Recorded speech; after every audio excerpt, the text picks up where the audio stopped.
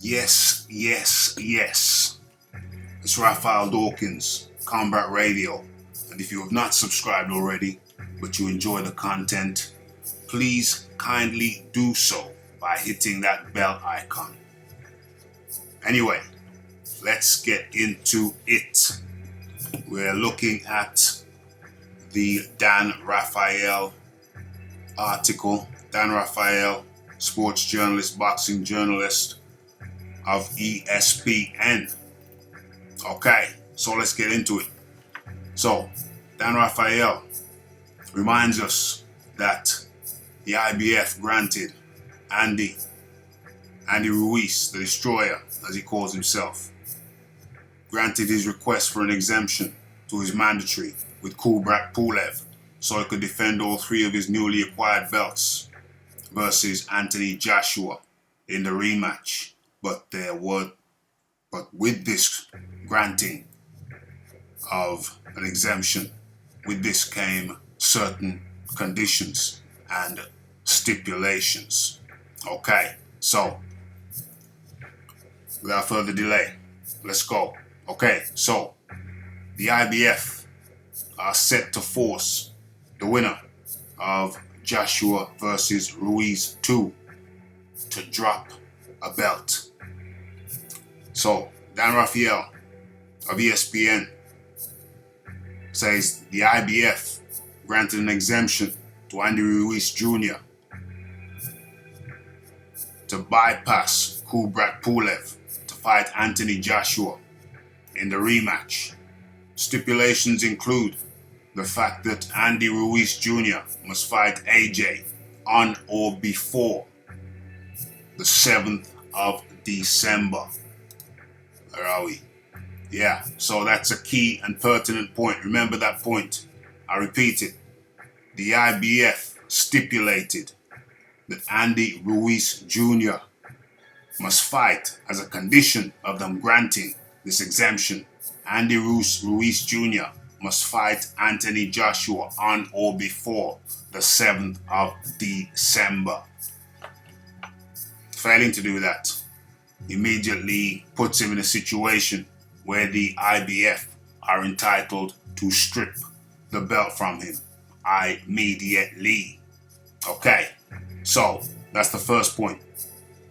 Andy Ruiz must fight Anthony Joshua on or before the 7th of December or risk having his belt stripped by the IBF.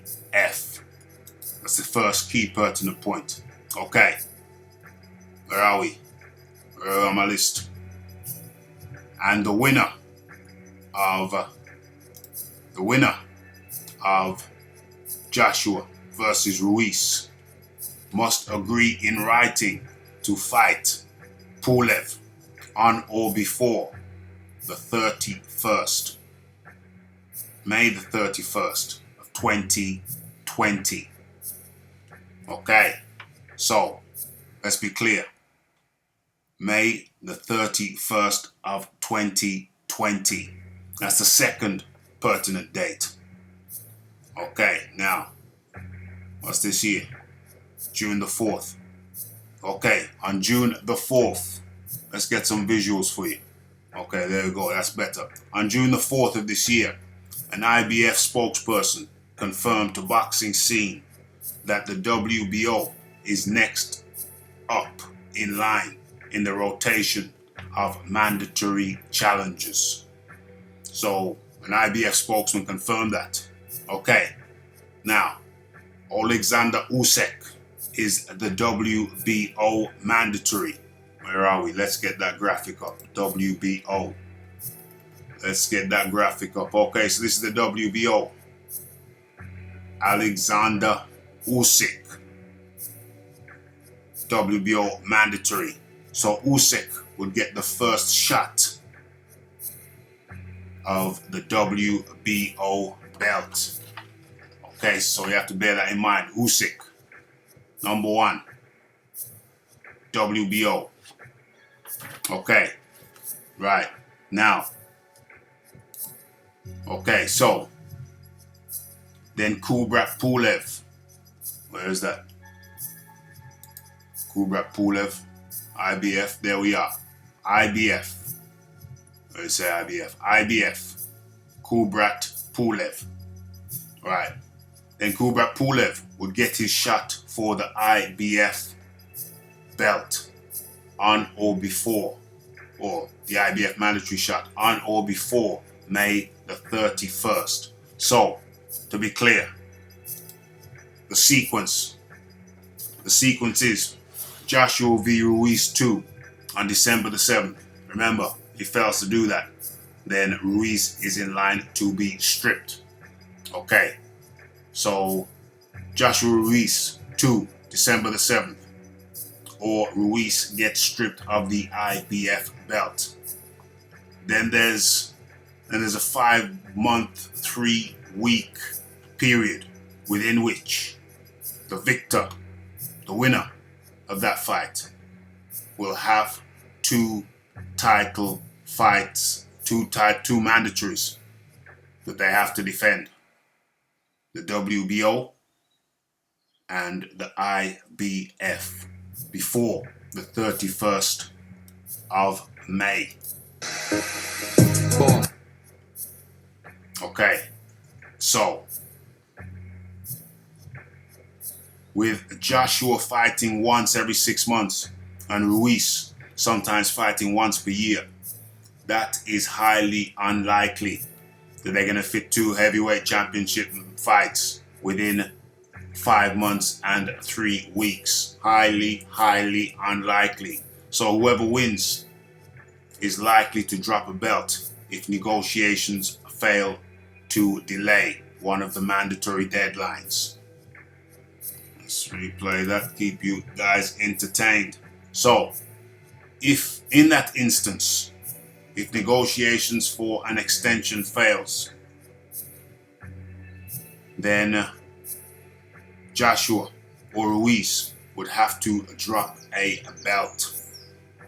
If the champ is Ruiz, then okay, let's look at some situations over here in the conclusion. Okay, now, so we're coming to the conclusion now. If the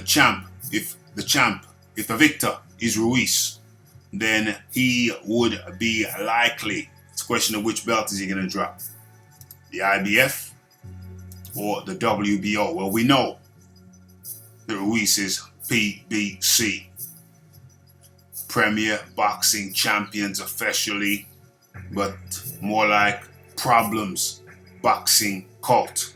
Anybody who saw my live a couple days back will know what we're talking about. Pure problems with the Premier Boxing Cult. Pure problems. So they're not recognizing the PBC, are not who Ruiz fights under. Al Heyman, PBC. The PBC are not recognizing the WBO. They are not recognizing the WBO. Many speculate it's due to the fact of the Errol Spence versus Crawford situation, where Crawford, with Top Rank, is making offers. Say, come on, Crawford is a pound for pound guy. Says, come on, Spence, let's fight.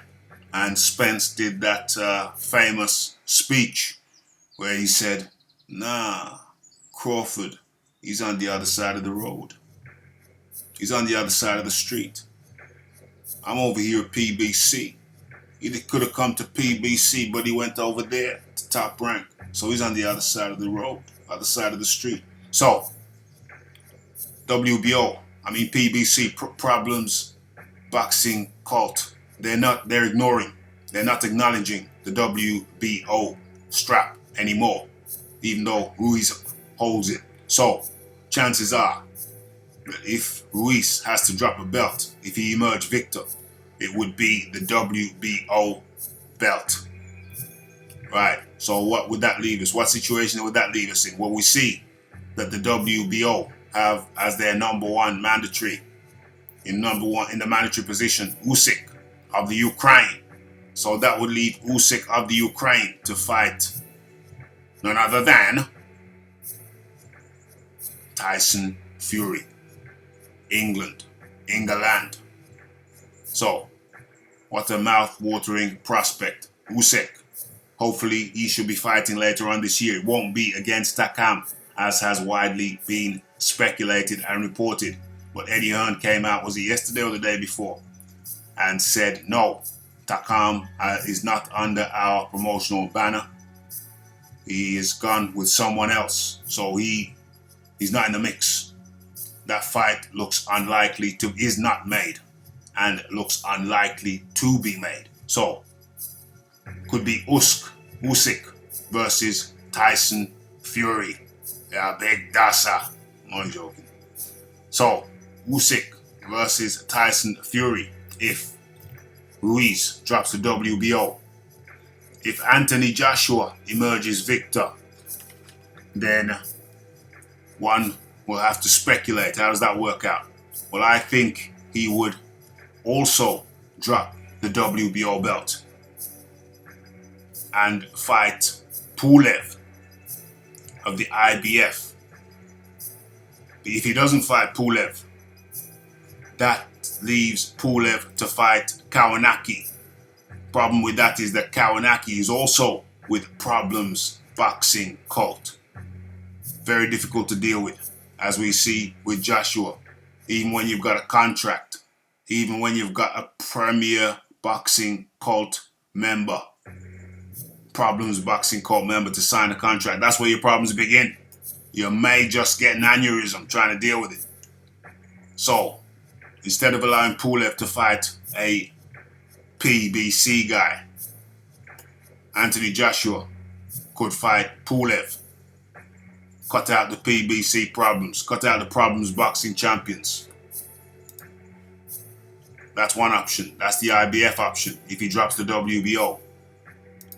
If he drops the IBF, then that would leave him to fight Usyk, Wembley, England. But then you go back over and look at the IBF, and then that would mean that Pulev would be fighting a Problems Boxing Cult member. So, decisions. Of course, this is all if negotiations with Matchroom, because Matchroom obviously would go into negotiations trying to stave off one of those mandatories. If this scenario comes about, if they fail, and they may. If they fail, then there are decisions to be made. Does Joshua drop the WBO belt and leave Usyk to fight Fury? I think Fury would take that fight. Needs a belt. Does he do that and fight Pulev? Cutting out the Premier Boxing Problems Boxing Cult member. Does he do that? I think that's the way it goes. Then, of course, you still have a problem if Tyson Fury wins, which I suspect he would win against Usyk.